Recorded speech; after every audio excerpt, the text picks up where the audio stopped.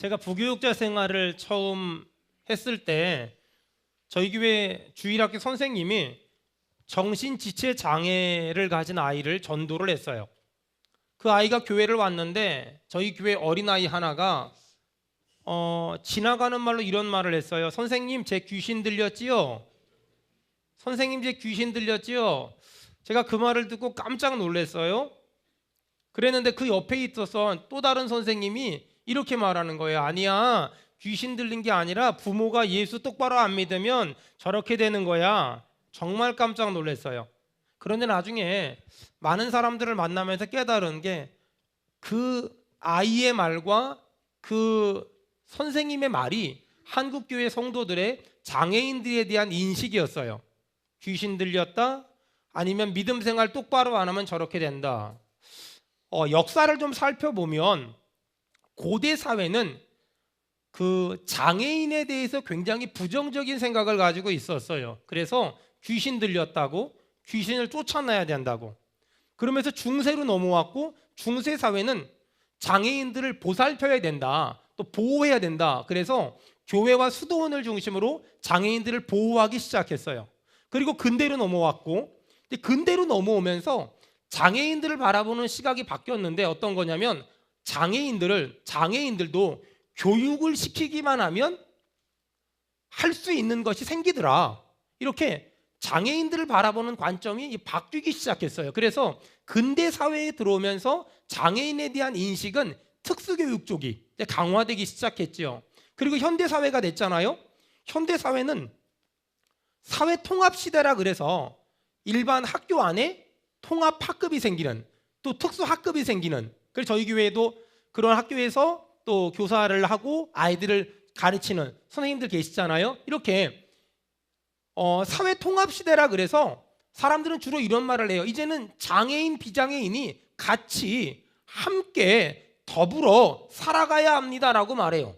여러분, 그런데 사람들은 남의 얘기처럼, 그냥 나랑 다른 세상의 얘기처럼 장애인들과 비장애인은, 보통 사람들은 일반인과 비정상이라고, 일반인과 또 정상인과 비정상이라고 말하잖아요. 근데 그건 틀린 거예요. 정상, 비정상 아니에요. 장애와 비장애라고 말하거든요. 장애인과 비장애인이 있는데 사람들은 더불어 같이 함께 살아가야 됩니다라고 말하지만 막상 자신의 기득권 앞에서는, 자신의 자그마한 이익 앞에서는, 자신의 자그마한 어떤 그런 욕심 앞에서는 그런 주장과 그런 슬로건을 마치 종이장 버리듯이 버려버리는 사람들이 이 땅에 얼마나 많은지 몰라요. 많은 사람들은 장애인들과 함께 더불어 같이 살아가야 한다고 말하지만 실제로 자신의 이익 앞에서는, 또 기득권 앞에서는, 또 욕심 앞에서는 전혀 그들이 말하는 슬로건이나 그들이 말하는 주장과는 다른 행동들을 펼칠 때가 굉장히 많은 것 같아요. 자, 그렇다면 도대체 성경이 말하는 장애인과는 어떠냐? 고대에 기록된 책 중에서 장애인에 대해서 얘기한 책은 성경밖에 없다. 그것도 성경에는 장애인에 대해서 163번이나 기록하고 있다. 여러분, 하나님은 장애인을 사랑하십니다. 하나님은 장애인을 참 많이 사랑하신다. 보통 사람들이 말하는 장애인이란 정신적, 육체적인, 신체적, 정신적인 결함이 있는 사람을 장애인이라고 말합니다. 하지만 성경은 신체적, 정신적, 또 하나가 있습니다. 영적인 결함이 있는 사람을 장애인이라고 말합니다. 다시요. 세상이, 일반 사람들이 말하는 장애인은 신체적, 정신적 결함이 있는 사람인데 성경이 말하는 장애인은 신체적, 정신적, 영적인 결함이 있는 사람을 장애인이라고 말합니다. 그래서 이 땅에는 눈이 있어도 보지 못하고 귀가 있어도 듣지 못하는 사람들이 너무너무 많다는 거예요. 여러분, 예전에 어떤 목사님이 그런 설교하더라고요. 죄의 결과가 장애라고. 만약에 그 목사님의 주장이 맞다면, 죄의 결과가 장애라는 주장이 맞다면, 여러분, 우리는요 몸성한 사람이 한 명도 있으면 안 돼요. 우린 전부 다 눈 뽑아야 돼요. 팔다리 잘라야 돼요. 그 어떤 사람도 죄의 결과가 장애라고 말하면 안 돼요. 그 어떤 사람도, 그 누구도 죄의 결과가 장애라고 말하면 안 돼요. 여러분, 제가 질문할게요. 이삭이 나이가 많아가지고 시각장애인 됐어요. 질문, 이삭이 왜 시각장애인 됐다고요? 그쵸? 우리 교회를 오래 다닌 사람들은 이런 지혜로운 퀴즈를 잘 맞춰요. 왜 시각장애인 됐다고요? 나이가 많아서. 죄를 져가지고 시각장애인 된 게 아니라 나이가 많아서. 사울 왕의 아들이 무비보셋인데, 무비보셋은 유모가 들고 뛰다가 떨어뜨렸어요. 그래가지고 쩔뚝발이가 됐어요. 자, 질문, 사울 왕의 아들 무비보셋은 왜 쩔뚝발이가 됐다고요? 유모가 떨어뜨려서. 죄를 져가지고 시각장애인 된 게 아니고, 죄를 져가지고 쩔뚝발이가 된 것이 아니라 유모가 떨어뜨려서, 나이가 많아서. 저랑 아주 친한 목사님 한 분이 미국의 시카고의 트리니티 신학대학원에 유학을 갔어요. 그리고 얼마 있다 임신을 했어요. 사모님이 너무 기뻐서 병원에 갔는데, 병원에서 아이가 염색체가 이상하대요. 장애라는 얘기죠. 두 부부가 하나님 앞에 막 기도하면서 고쳐달라고, 기적을 달라고 간절히 몇 날, 며칠, 몇 달을 기도하는데, 하나님이 그런 마음을 주더래요. 얘야, 내가 너를 너무나 사랑해서 염색체를 조작하면서까지 너에게 그런 아이를 줬는데, 그런 기적을 바라기보다 그 아이를 믿음으로 잘 키우면 어떠니? 이런 마음을 주시더래요. 순종하는 마음으로 목사님하고 사모님이 아이를 낳았어요. 그리고 한국에 돌아와서 서울에서 과천에서 장애인 사형 연구소라는 그런 단체를 운영하면서 내 아이와 같은 아픔을 가진 사람들을, 그 부모들, 그 가족들, 그 형제들, 또 그런 친구들을 지금 정말 예수님을 섬기듯이 참 많이 잘 섬기고 있어요.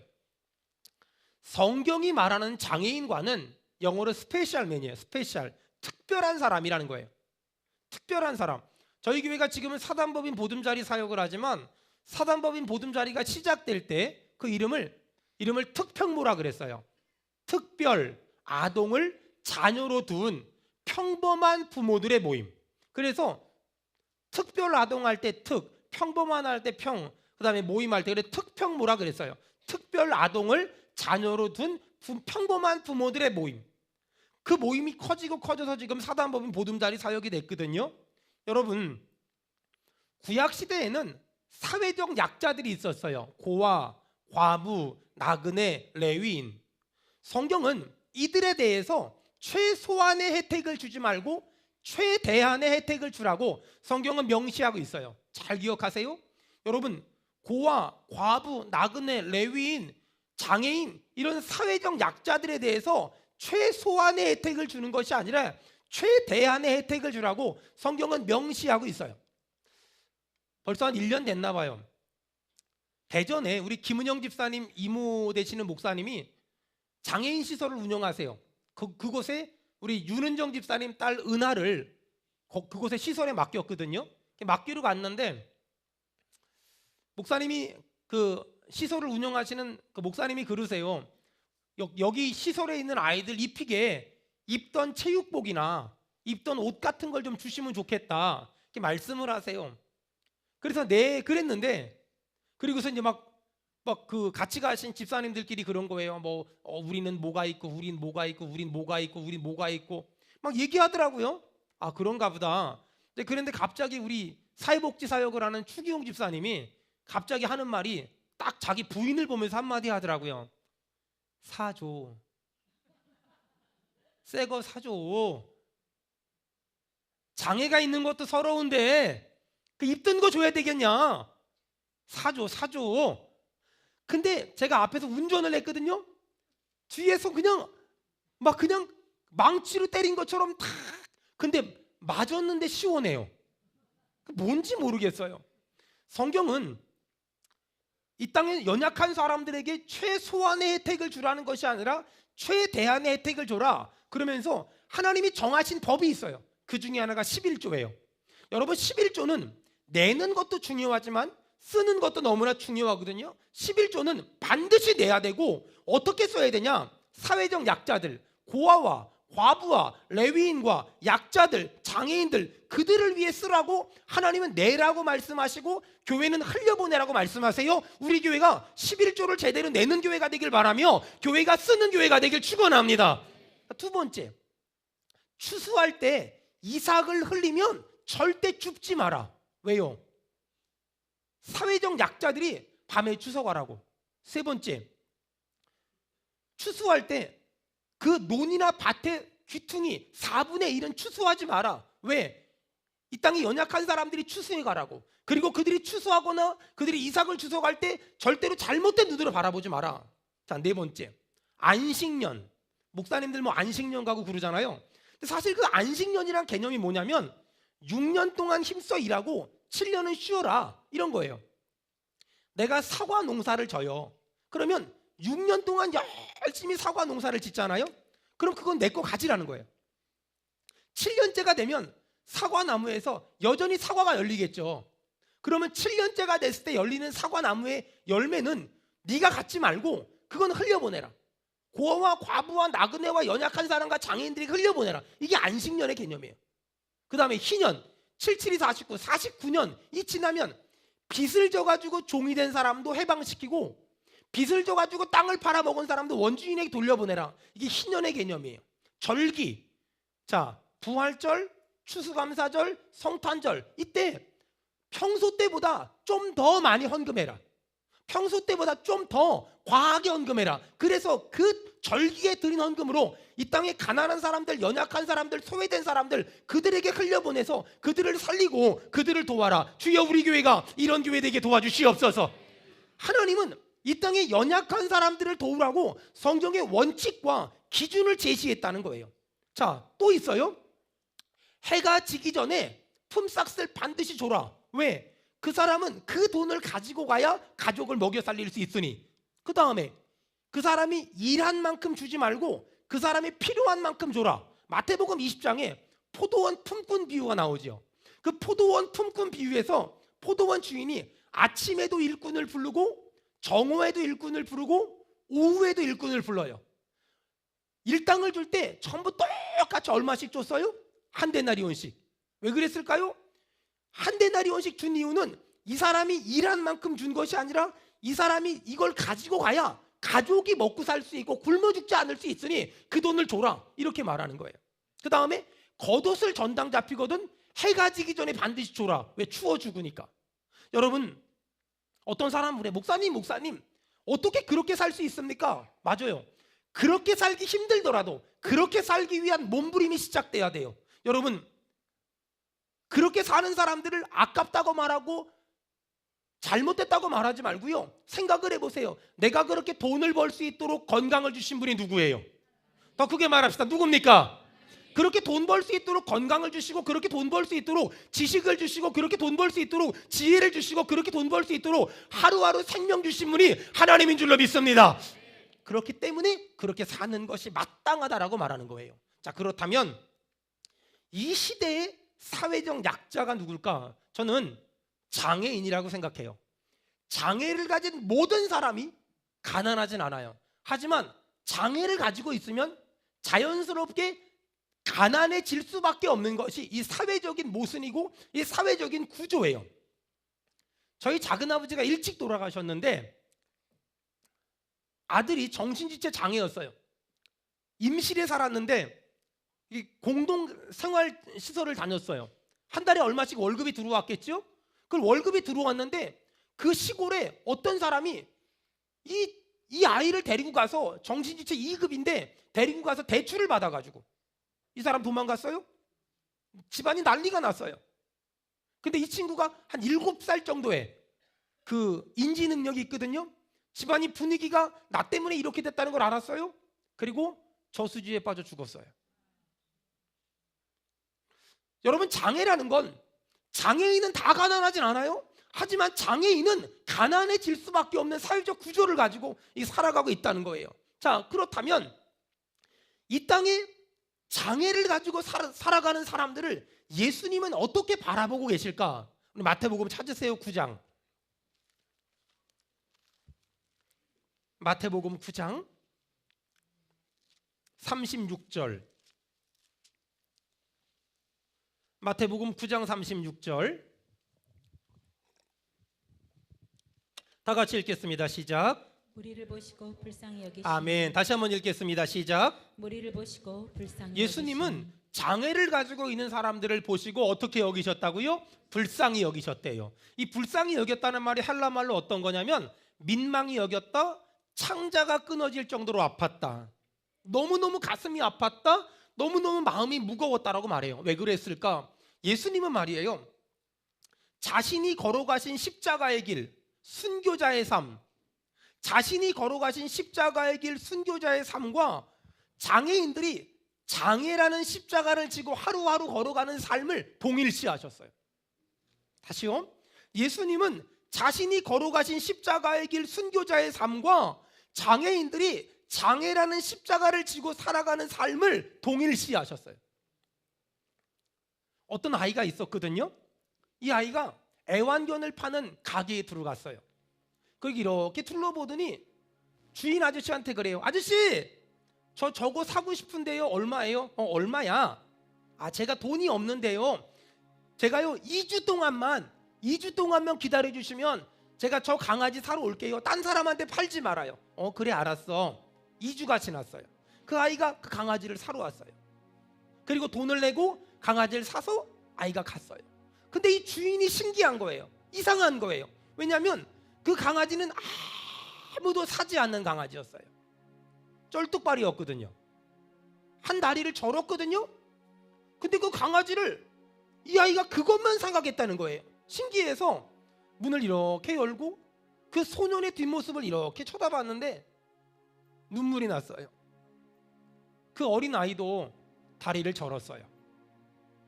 그 어린아이는 그 강아지를 보면서 자신의 모습과 동일시 작업을 한 거예요. 여러분, 예수님은 말이에요, 자신이 걸어가신 십자가의 길, 순교자의 삶과 장애를 가지고 이 땅을 살아가는 그 장애인들을 바라보는 그 장애인들의 인생을 동일시하셨어요. 예수님 뭐라 그랬어요? 지극히 작은 자 하나에게 한 것이 곧 나에게 한 것이요, 지극히 작은 자 하나에게 하지 않은 것이 곧 나에게 하지 않은 것이라.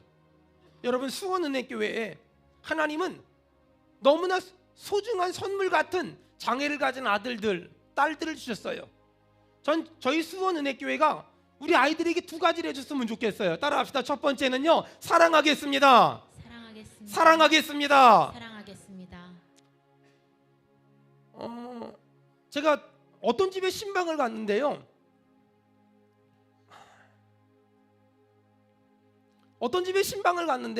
예배를 잘 드리고 그 엄마 아빠가 다과를 준비한다고 이렇게 있고요, 그 집 아이하고 딸내미하고 앉아 있었어요. 아이가 장난감을 가지고 놀더라고요. 아이한테 물어봤어요. 너 장난감이 그렇게 많은데 그 장난감들 중에서 어떤 장난감이 제일 좋아? 그랬더니 아이가 얘기를 하네요. 어떤 게 제일 좋아? 그랬더니 그 장난감에서 막 뭘 찾아오더니 인형을 하나 갖고 와요. 목사님, 이거요. 근데 그 인형이 어떻게 생겼냐면 팔 한자가 없고 다리 한자가 없고 머리 다 빠져서 한 머리카락이 5개밖에 없는 그런 인형이었어요. 물어봤죠. 얘야, 너 그 인형이 왜 좋니? 목사님, 다른 장난감은요 다른 사람들도 좋아하는데요, 이 인형은요 저밖에 좋아해 줄 사람이 없잖아요. 이 인형은요 저밖에 좋아해 줄 사람이 없잖아요. 이 인형은요 저밖에 좋아해 줄 사람이 없잖아요. 우리 교회가 저 조원동 4층에 있을 텐데요, 우리 장애 친구들이 다 그러진 않은데 어떤 친구들이 이렇게 뛰어요. 이렇게 뛰잖아요. 근데요, 이게요 이렇게 막 애들이 막 뛰면은요 신기하니까 다른 주일 학교 애들 뛰어요. 저희 아들내미도요 집에 와서 이렇게 뛰어요. 이렇게 막 흉내내는 거예요. 이렇게 막 뛰는 거예요. 그러니까 막 애들이 뛰어. 이게 신기하니까 뛰어요. 어떤 아이 엄마 아빠가 찾아왔어요. 목사님, 교회를 옮기고 싶대요. 그래요? 왜 그러시냐고. 제가 뭘 잘못한 게 있냐고. 그랬더니 자기네 집 애가 6살인데 5살인가 6살인데 집에 가가지고 계속 뛴다는 거야. 마치 그 느낌이 뭐냐면 전염병 옮은 것 같다는 느낌인 거야. 옮기겠다는 거야. 제가 얘기해 줬어요. 그 장애 아이들은 평생 이렇게 뛰는데 우리 애나 니네 애나 이렇게 뛰다가 힘들면 안 뛰니 좀 기다려주면 안 되겠냐고.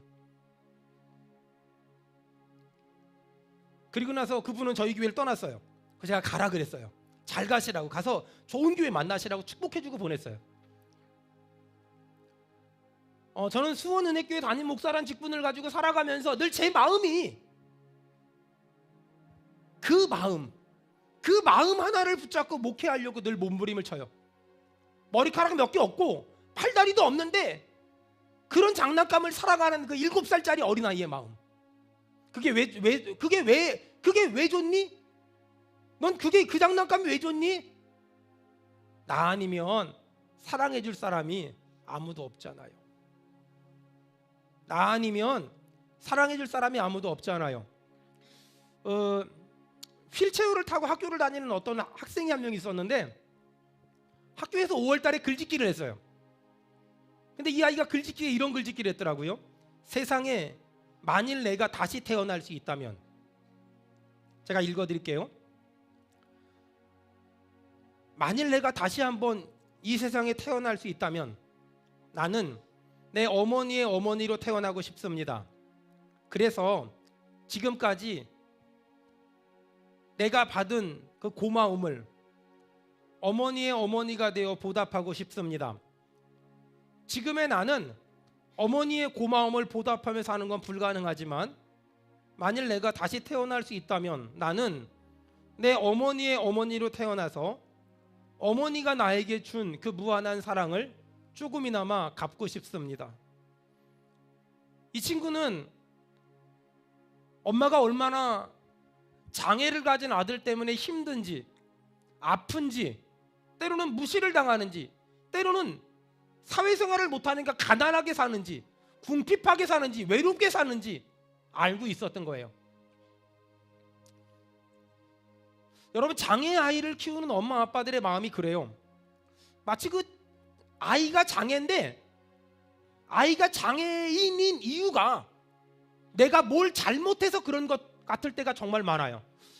혹시 내가 감기약을 먹어서 그런가? 보약을 잘못 먹었나? 아니면 애가 너무 얌전하고 내가 막 공부해야 되고 일해야 되니까 텔레비전을 너무 오래 보게 했나?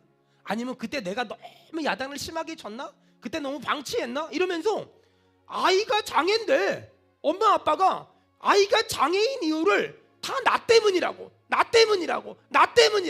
때문이라고 이렇게 자책하며 살아가는 사람들이 얼마나 많은지 몰라요. 여러분, 근데 오늘 하나님은 그들에게 뭐라 그래요? 그 맹인이 그렇게 태어난 것은 그 아이의 죄도 아니고 그 사람의 죄도 아니고 그 부모의 죄도 아니라 그 사람을 통하여 하나님의 영광이 드러날 줄 믿습니다. 여러분, 그것이 우리의 분명한 믿음이고 분명한 희망이에요.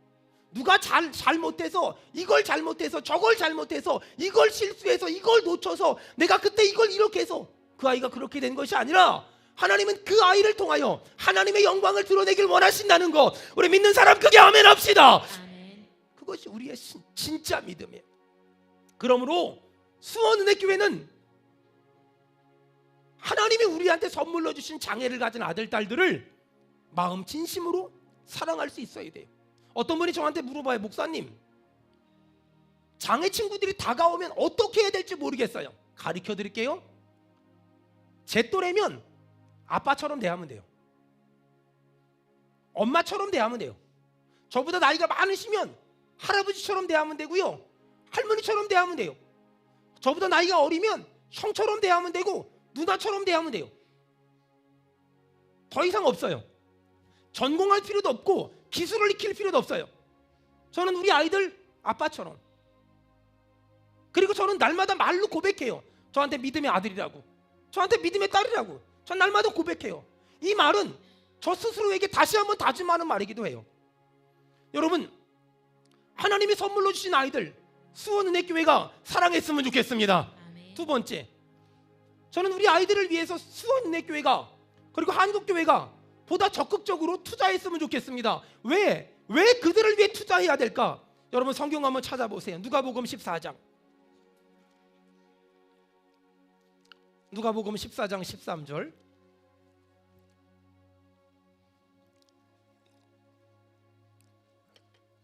누가복음 14장 13절 14절. 다 같이 읽겠습니다. 누가복음 14장 13절 14절 시작. 잔치를 베풀거든 차라리 가난한 자들과 몸 불편한 자들과 저는 자들과 맹인들을 청하라. 그리하면 그들이 갚을 것이 없으므로 내게 복이 되리니 이는 의인들의 부활 시에 내가 갚음을 받겠음이라. 잔치를 베풀거든 차라리 가난한 자들과 몸 불편한 자들과 저는 자들과 맹인들을 청하라. 그리하면 그들이 갚을 것이 없으므로 내게 복이 되리니. 여러분 복이 어떻게 된다고요?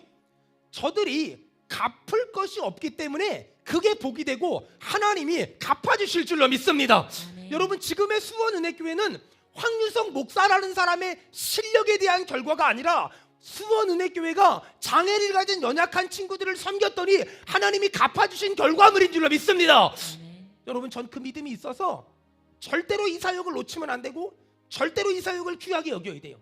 여러분 우리 모두는 예수님을 모신 하나님의 성전이잖아요. 그렇다면 잘 들으세요. 장애 친구들도 예수님을 믿는 하나님의 자녀잖아요. 듣든지 듣지 않든지 내가 봤을 때 복음을 전하고 찬송을 가르치고 믿음을 가르치고 신앙을 가르치고 교회에서도 저들을 불쌍히 여기기보다 교회에서 저들을 사랑하며 저들에게 자꾸 기회를 줘야 돼요. 지금 우리 채린이나 다린이가 우리 성가대에서 얼마나 잘해요. 그 어떤 사람보다 그 누구보다 얼마나 잘해요. 여러분 교회는 그들을 불쌍히 여기는 데서 한 걸음 나아가서 그들에게 자꾸만 기회를 주는 거예요. 잘 들으세요. 장애란 할 수 있는 게 없는 게 아니에요. 나랑 똑같은 게 정말 많고 나보다 잘하는 것도 정말 많아요. 여러분 저들이 나보다 못하는 건 한두 가지예요. 하지만 저들이 나와 똑같은 것들이 얼마나 많고 저들이 나보다 잘하는 게 얼마나 많은지 몰라요. 한 번은 우리 교회 어떤 장애 친구인데 교회에서 한동안 막 전국은 마치 막 뭐 그런 찬양을 막 불렀어요. 후렴이 이런 거예요. 후렴이 땅 팔고 집 팔고 냉장고 팔아 기어이 이 밭을 사고 말 거야 이런 거거든요. 얘가 집에 가서 계속 땅 팔고 집 팔고 냉장고 팔아 그 다음 안 하고 또 땅 팔고 집 팔고 냉장고 팔아 또 잠자다 말고 땅 팔고 집 팔고 이단이라고 우리 교회 소문 나가지고 연락 왔더라고요. 땅 팔고 집 팔고 냉장고 팔아. 제발 부탁이니까 인터넷 들어가서 풀 가사를 좀 검색하라고. 여러분 장애 친구들도 너무 소중한 한 영혼이고 천하보다 귀한 한 영혼이잖아요. 그들에게 복음을 전하고 예수님의 사랑을 말하며 하나님의 말씀을 전하면 저들도 천국 가기에 합당한 구원받은 사람이 될 줄 믿습니다. 아멘. 그것이 우리의 분명한 믿음, 분명한 생각이에요. 사랑하는 여러분, 하나님은 우리 교회에 장애를 가진 아들, 딸들을 주셨어요. 부모의 죄 때문이 아니에요. 자기 죄 때문이 아니에요. 하나님은 그 아이들을 통하여 하나님의 영광을 드러내길 원하신다는 것, 여러분 우리 믿는 사람 그게 아멘 합시다. 아멘. 그게 우리의 분명한 믿음이에요. 여러분 저는요 장애를 가진 친구들이 정상인이 되는 거, 장애를 가진 친구들이 고침받는 거, 이건 하나님의 영역이에요. 하나님이 하시면 할 수 있잖아요. 전 이건 하나님의 영역이라고 생각해요. 그럼 우리 교회는 뭐 해야 될까요? 장애를 가진 친구들이 기적이 일어나서 장애가 없어지는 거? 전 이것도 날마다 기도해요. 하지만 전 목사로서 하나님이 하실 일은 이것이고 제가 할 일은 뭐냐? 장애를 가진 친구들이 정상인이 되는 것보다 장애를 가진 친구들도 멋진 그리스도인 만드는 것, 아멘. 전 그게 제가 할 일이라고 생각해요. 장애가 없는 사람들도 멋진 그리스도인 돼야 되고 장애가 있는 사람들도 멋진 그리스도인 돼야 되잖아요. 여러분 우리 교회에 선물로 주신 우리 아이들이 수원은혜교회 안에서 멋진 그리스도인으로 세워지고 자라고 성장하며 성숙하기를 주의 이름으로 축원합니다. 아멘. 송명희 시인 아시지요? 나 가진 재물 없으나, 그 찬양 만든 사람이잖아요. 그 사람은 신체적인 결함도 있고 정신적인 결함도 있지만 그 영적인 결함이 치료받았어요. 요즘에 조현철 목사님이라고, 이 목사님도 뇌성마비거든요. 신체적 결함도 있지만 이 사람은 영적인 고침 받았어요. 저는 우리 교회 우리 친구들 있잖아요. 이 친구들이 신체적인 장애도 있고 정신적인 장애도 있지만 저는 날마다 기도해요. 하나님, 신체적인 장애, 정신적인 장애는 주님이 치료하시고 영적인 장애는 하나님의 은혜와 예수 그리스도의 십자가와 성령의 능력으로 고침받도록 도와주시옵소서. 아멘. 이게 제 꿈이고 제 기도 제목이에요. 이 땅에는 비록 장애가 있지만 그 장애를 하나님의 은혜로 고침받은, 그래서 멋진 그리스도인으로 살아가는 사람들이 정말 많아요. 우리 수원은혜교회의 꿈이 있다면 이런 거예요. 장애를 가진 친구들을 어떻게 하면 멋진 그리스도인으로 살게 할 수 있을까? 또한 우리 친구들이 단순히 불쌍하다 이런 자선의 개념이 아니라 어떻게 하면 기회를 줄 수 있을까? 그래서 교회에서 카페를 운영하고 또 출판을 하고 그리고 이런 기금들을 마련하고 물건들을 만들어서 판매하면서 앞으로는 이런 물건들을 만들기도 하고 또 어떤 친구들은 배달하기도 하고, 저는 장애를 가진 우리 아이들에게 누군가가 저들을 불쌍히 여겨서 물건을 사주는 게 아니라 저들이 만든 물건이 너무 좋아서 물건을 사줄 수 있는 그런 공동체, 그런 걸 만들고 싶어요. 그런 시설, 그런 기관, 그런 단체를 만드는 게 제 꿈이에요. 교회에 있다 보면 장애를 가지신 어른들이 휴지를 가지고 와요. 사달라고. 껌 가지고 와요. 사달라고. 껌 한 통 주면서 2만 원에 사달라고. 휴지 하나 주면서 10,000원에 사달라고. 그런 거 싫어요. 날강도지 그게. 그런 거 말고요. 그런 거 말고 그냥 우리 아이들이 자신의 장애를 가지고 평가받는 것이 아니라 자신의 실력과 자신의 은사와 자신의 재주를 가지고 평가받는 그런 교회, 그런 공동체, 그걸 만들고 싶은 것이 제 꿈이에요. 그래서 카페를 하고 있는 것이고, 그래서 출판을 이번에 하고, 그리고 여러 가지 물건들 만들어서 여러분들한테 보여주고 또 인터넷으로 판매하면서 아이들이 그런 공동체에 살아가게 만드는 것. 사람들은 오해하는 건, 여러분 우리 장애 아이들은 꿈이 없을까요? 아니에요.